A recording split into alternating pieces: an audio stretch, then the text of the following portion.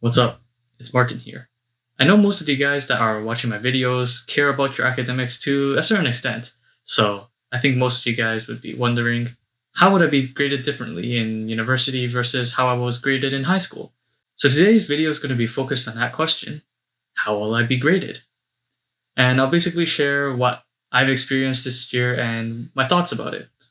So without further ado, let's get right into the video. So as a quick overview, I'm going to be comparing syllabi from high school versus the ones that I've seen in university. Then I'm going to follow it up with my thoughts on it.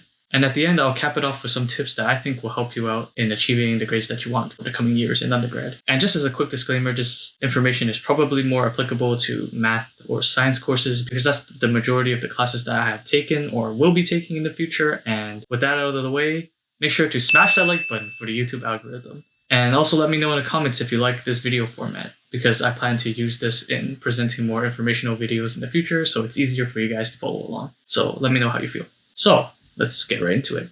So first, here's my high school biology syllabus. And as you can tell, I really cared about my grades because I actually kept track of what I needed to get throughout the semester to achieve a certain grade that I wanted. So as a quick rundown, tests throughout the year are worth 44% of your mark, and your assignments, just little things here and there, are worth 26% of your mark. Since there are 4 tests throughout the year, each test is worth around 11%. And for your term grade, that would be 70% of your final mark. And the rest of your mark, being 30%, is weighed on your exam. So compared to university, 4 tests is quite a bit for one subject, and you'll see in the following slide.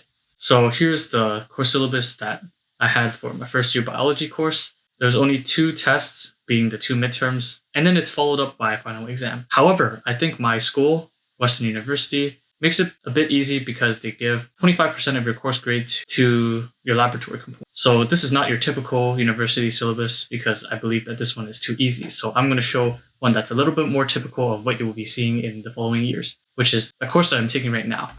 This is the grading scheme for cell biology, which I'm taking as a summer course right now. And as you can see, the grading scheme is really trimmed down, and there's really very limited opportunity to earn some grades. There's very little coursework that you would be graded on, as opposed to high school, because high school you had a bunch of little assignments. Let's see if I can go back and show you. In this, I had a couple of presentations, being the Doctor is In and the Populations Project, as well as more lab skills that you can use to earn some marks here and there. And even if you don't do so well on one test, there's always the next test to do better on, seeing as each test is worth a very minuscule amount compared to the midterm and final in this course, being 30% and 55% respectively. I'll give you another example of a high school syllabus, and this one is my high school chemistry syllabus. And as a quick rundown, tests are worth 56% in total, being 14% each because there are 4 tests. And overall, there are also quizzes and labs which are worth 8% and 6% respectively, which adds up to a total course weighting of 70%. And the final exam is worth, again, 30%. However, if you compare it to the university chemistry syllabus, it's quite different because there's fewer opportunities to earn marks here. I know this is not quite the typical syllabus that you would see because there are many grading schemes that the chemistry professors will automatically reweigh your marks based on what you did well on. But let's just say we go with method 1 and there's no other options. The final exam and midterms still make up a substantial amount of your grade, being 75%, and the rest of your term grade, which is only 25%, can be earned outside of tests. So as you can see, there's very little opportunities to recover from a bad mark if you mess up on a midterm or a final. And yeah, as I mentioned before, your school and the rest of your courses probably won't have such a flexible marking scheme. This is just an outlier, and I just used it because I wanted to compare the chemistry syllabus from high school to chemistry syllabus that I had this year. And here's what I think about the grading schemes between high school and university. The first thing that you would probably notice is that the tests are very heavy in university. This is because there's less opportunities to earn marks throughout the year because there's just less tests in general, and that would mean that because there are less tests, each test would be worth more.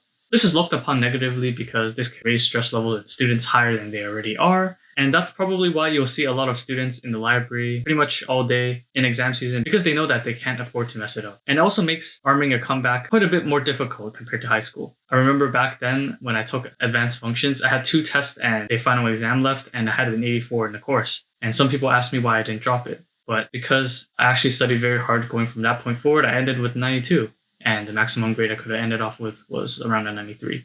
So I feel like in university, it's a lot harder to come back from having a low grade. So it's that much more important that you keep up with the content so that you don't mess up and you get it right the first time around. But because of this new style of teaching or grading scheme, you can also use it to your advantage because one, there's no homework, so you can pick and choose what you really need to work on personally. And also the fact that you're not obligated to show up to class means that you can skip the lectures that you don't find useful and basically solely focus on what you know is useful for you. So it's a lot more independent in that aspect, but it's also a little bit more personalized because you know what works best for you. And as a side note, it's okay to not know what learning style suits you best because at the start of university, that's also a time when people are trying to learn how they learn best. So it's a bit of trial and error. But just because someone else studies a certain way, you don't have to copy them. So if someone tells you that there's one right way to do something and you try it and it doesn't work, it's not because there's something wrong with you, but it's because everyone is so unique in their learning styles. So just skip whatever doesn't work.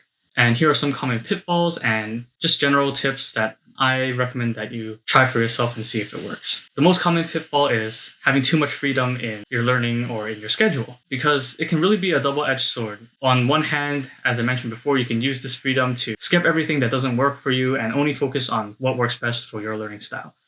However, if you're a little bit less disciplined, you can fall into the trap of skipping too many classes and actually not doing any of the coursework that you need to actually pass the course.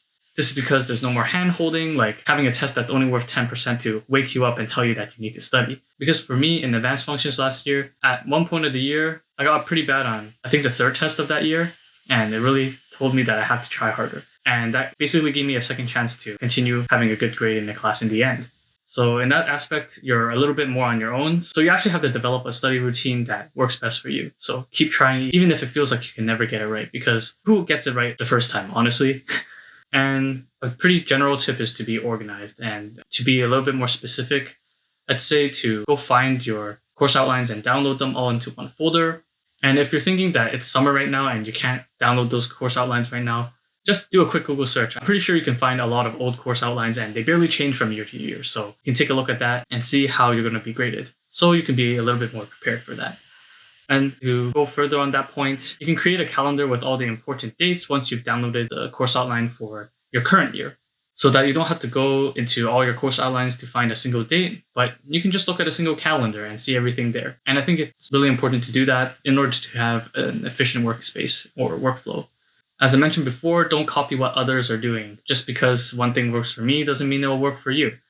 We're all unique in our learning styles, so just play the game of trial and error. And eventually, I think you'll figure something out, so stick with that. And one last thing is don't be intimidated by the difference in grading scheme from high school to university, because know that you'll adapt eventually. Just don't keep repeating the same thing over and over again if it doesn't work, because that's just madness. You will adapt, trust me. And one last bonus slide that I had here was addressing GPA scale misconceptions. Most of this is going to be referring to the 4.0 scale because that's what I'm currently experiencing right now. And let me put out a disclaimer that this mostly applies to Ontario schools because I think schools in different places might use a different grading scheme. So this may or may not apply to you. As you can see here, the grading scheme is as follows. A 4.0 is a 90 to 100. A 3.9 is an 85 to 89. A 3.7 is an 80 to an 84. And once you go below 80, the GPA drops pretty drastically. So you pretty much don't want to be in this area. Anyway, after that quick rundown, it's pretty obvious that the GPA scale is not linear because, as you saw before, once you fall below 80, the GPA intervals jump quite drastically. And another thing to note is the overall GPA calculation is not based on the average percentages of the courses that you're taking. So let's say if you have an 85 in one course and a 95 in another course, your GPA will not be equal to 4.0 even if the average between the two percentages is 90%. This is because the GPA calculation is based on the individual GPAs of each course. So GPA would actually be 3.95, as you can see in this calculation here. So that's about it for this video, and thanks for watching. If it was helpful to you, make sure to drop a like on the video and subscribe with post notifications on so you can see more videos like this. And I hope this was helpful, and yeah, that's it for me. See ya.